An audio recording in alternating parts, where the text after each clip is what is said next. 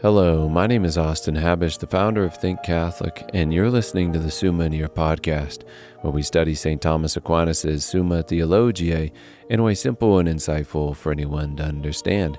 The Summa podcast is brought to you by Think Catholic. Taking 2 questions of the Summa a day, we'll seek to summarize St. Thomas's responses, discovering the brilliance of Aquinas and his Catholic faith is day 240.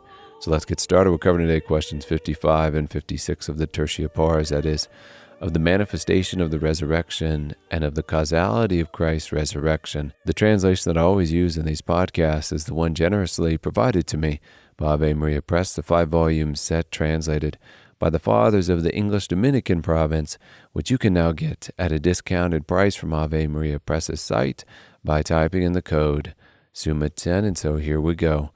Article 1, whether Christ's resurrection ought to have been manifested to all. No, because it is by God's design that the loftier mysteries reach the lower ranks through the higher. We see that not only in the choirs of angels, but even among men, for there are much fewer teachers than learners, and even among teachers there is a very clear hierarchy of knowledge or wisdom. In the same way, it was fitting that our Lord reveal his resurrection only to the few, who could then be his witnesses before the many. As it is stated in this article, some things come to our knowledge by nature's common law, others by special favor of grace, as things divinely revealed. Now, as Dionysius says, the divinely established law of such things is that they be revealed immediately by God to higher persons, through whom they are imparted to others, as is evident in the ordering of the heavenly spirits. Article 2, whether it was fitting that the disciples should see him rise again. And building off the argument of the last article, in observance of due order, because the angels are greater than us ontologically, according to the kind of thing they are, more similar to God as being entirely immaterial, it was fitting that they should see Christ rise from the dead and be resurrected, not us, and then cascade that information down to us. As we see at the end of Mark, the angel, according to Aquinas, sitting in the tomb, communicating with Mary Magdalene, it is written, and entering the tomb, they saw a young man sitting on the right side, dressed in a white robe. And they were amazed, and he said to them, do not be amazed. You seek Jesus of Nazareth, who was crucified. He is risen. He is not here. Article 3, whether Christ ought to have lived constantly with his disciples after the resurrection. We see Jesus in the Gospels appearing and disappearing from the sight of the disciples. In response to our article, then, we can say he did not live constantly with them.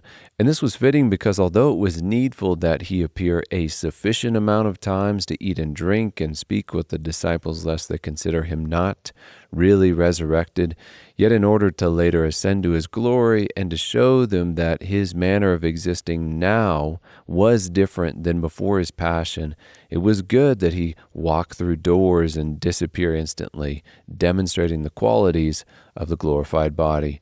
Article 4, whether Christ should have appeared to the disciples in another form. It is written in the Gospel of Mark, possibly referring to the disciples Christ appeared to on the way to Emmaus in Luke. After this, he appeared in another form to 2 of them as they were walking into the country. And the explanation Aquinas gives here for why Christ would have appeared in this hidden form is quite profound.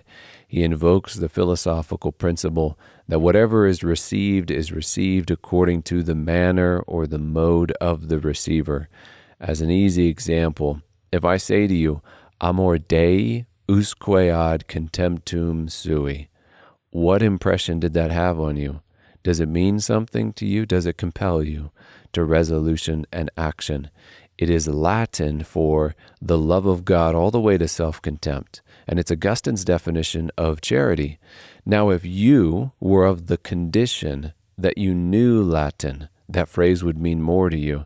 And if you possess faith, hope, and charity as well, it would mean even more to you. But all of this, of course, is dependent upon you.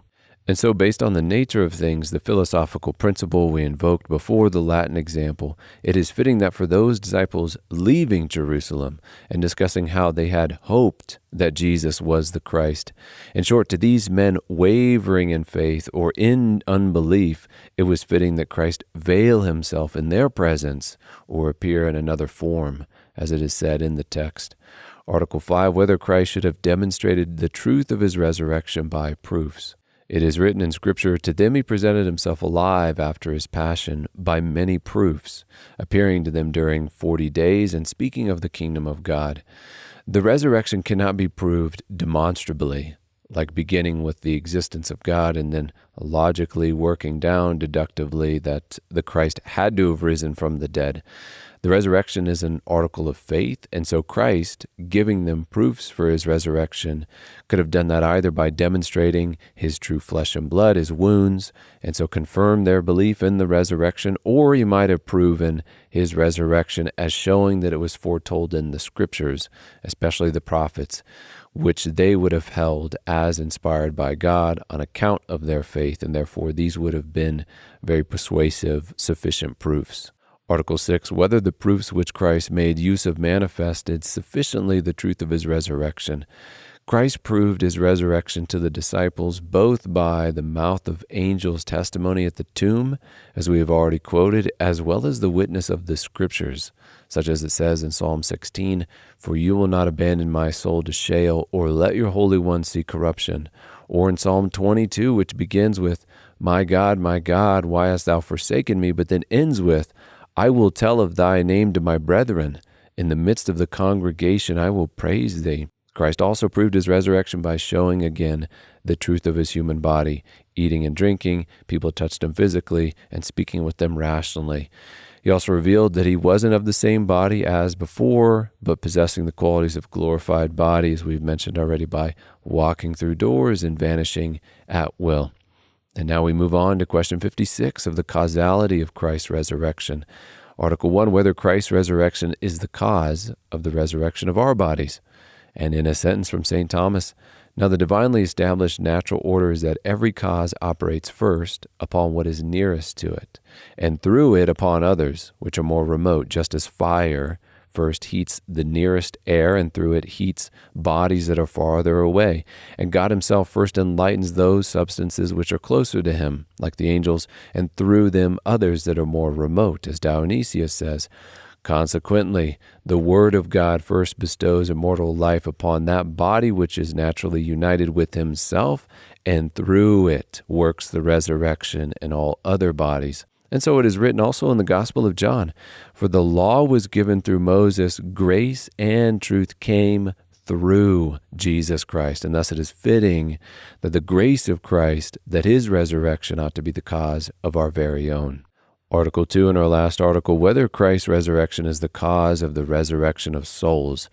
Since Christ's divine person works through his true human nature, as working through an instrument, he imparts grace to souls, bringing them from death to life spiritually as well as physically, reuniting their souls to their bodies through his humanity. Christ's resurrection is also the cause of our resurrection by being the exemplar or perfect model pattern of our own resurrection, which is intended to be conformed to it in a similar way, as St. Thomas says to this point.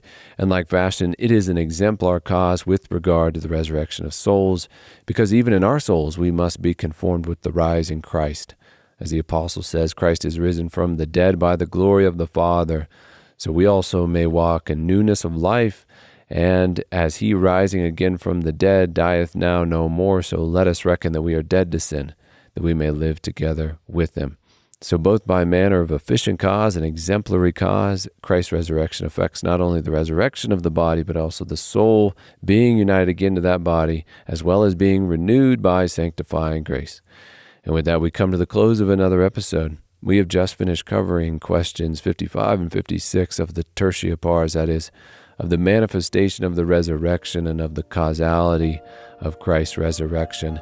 My name is Austin Habish with Think Catholic, and I cannot wait to see you tomorrow.